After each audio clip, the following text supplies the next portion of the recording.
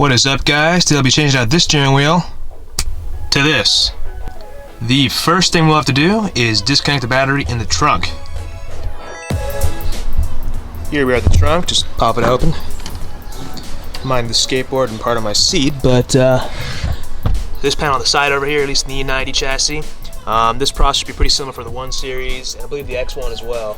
Not completely sure, but the 1 Series at least should definitely have the battery back here as well. So, I'm taking this panel out just by twisting that.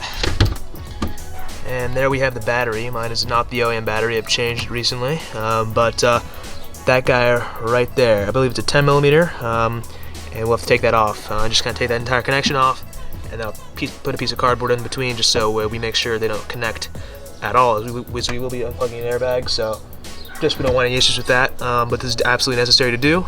Please do not skip this. You will cause some major issues. Almost forgot to mention, you probably want to have your steering wheel straight. Some people say it's not necessary, but just to make things easier, I'd make sure it's straight.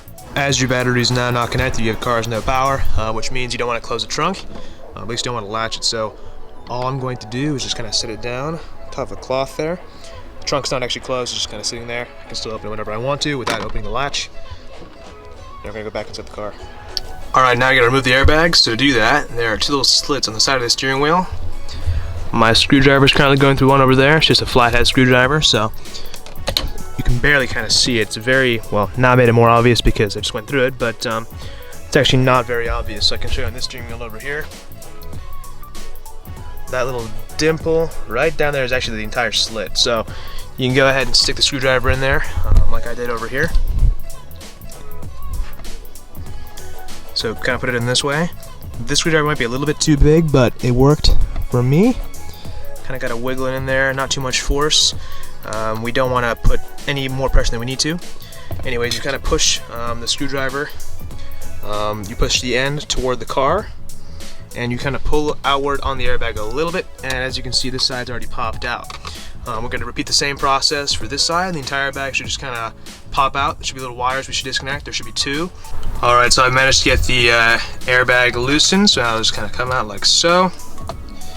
And there are the 2 connections right there we need to be undoing. The green and the black both just come right out of there. Might be some tabs, but if you can get this far, you'll be able to figure it out yourself. It's pretty easy. At this point, you guys should be seeing this. Now, just trying to rain a little bit and close the door. Now my wrap on the trim is not doing too hot, which is kind of why I painted this one. But no worries, it shouldn't look like this really if you guys are not wrapped. All we have to do now is take off these connections over here. Should be a flathead over there, and just a normal connection over there. Not too bad, honestly. Looks like we have a little ground over there, which is of course a little Torx. Looks like a T10 or T15, something like that. So that'll have to be removed as well if we want to take the entire thing out. However, I actually don't think it's necessary. Yeah, let's go ahead and get those out. And the last part will be a 16mm bolt in the middle. We may need an impact, but I'm going to see if I can do without using an impact, just because I really don't want to. Yeah, should be good to go. So one thing to add, there appears to be some sort of ground or something that kind of goes to the steering wheel itself. So it connects right there. If we just pull it off like so, this one wire goes all the way over here to the connector. So we can route this through. It'll probably figure itself out. It may be easier taking off the trim, but it looks like I'm able to do it without doing that. This actually no, this will have to be on the new steering wheel anyways. Yeah, so we will take this off for sure. And as you can see, it'll go into the new point right there on the new steering wheel. So that's kind of disconnected. We could actually leave this entire thing here if we wanted to. I'm probably just going to take it off though, just for the sake of it not being in the way. And then this connector right here, this goes to the media controls and also the paddle shifters, which I no longer need because, you know, manual. Which is actually why I bought the steering wheel in the first place, because there were no paddle shifters, and I could sell this one to someone who can actually use these things. I've actually rewired them to do down and up, which if you're familiar with these cars, it's really dumb how the 35i's and whichever cars had this option, besides the M3s and DCTs of course, this would initially do upshift, and this would be downshift, upshift, downshift. So I don't know why they had to reinvent the wheel with that one, no pun intended. But kind of a dumb design, I think. It was really annoying, but I switched the wiring so it works normally now. So if anyone's interested in this steering wheel and these paddles and this trim, let me know. It's for sale. We could probably work something out, but yeah. So I'm gonna get that one torque screw removed. You'll probably figure out which one it is, T15 or whatever, it doesn't matter. It'll come out, and then this will be disconnected over here, which you can just pull out like so. This is a part of the media controls, like I said. Last step will be that 16 mil, and we'll see if we need an impact. I hope we don't, but let's see. So it seems like we have to use the impact, so here we go.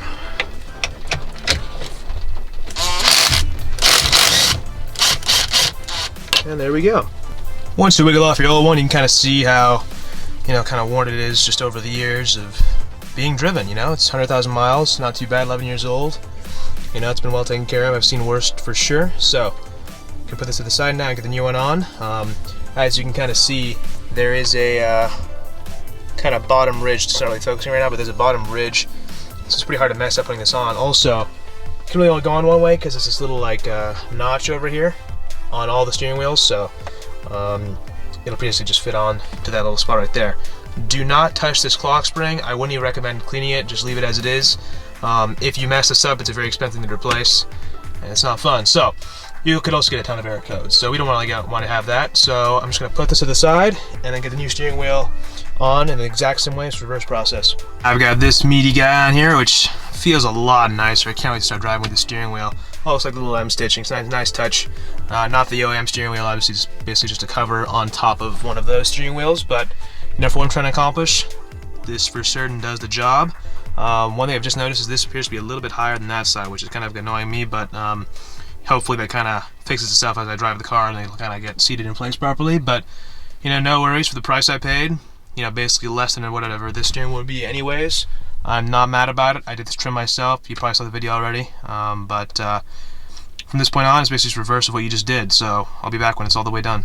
And that just about wraps it up, guys. I'm very satisfied with this. Looks a ton better than my old steering wheel. It really freshens up the interior. I love it. The blue stitching kind of ties in with my ZHP shift knob, and also my blue start button and the blue exterior of the car. So I'm really happy with this modification. Looks a lot cleaner, I think, and I'm really happy with it. All I have to do now is put the battery back on the car, and hopefully it won't blow up, which it shouldn't. There really knows no reason, so don't be worried about that. But just exercise caution, that's all. And yeah, that's it for this video. Hope you guys enjoyed, and hope this helped you out.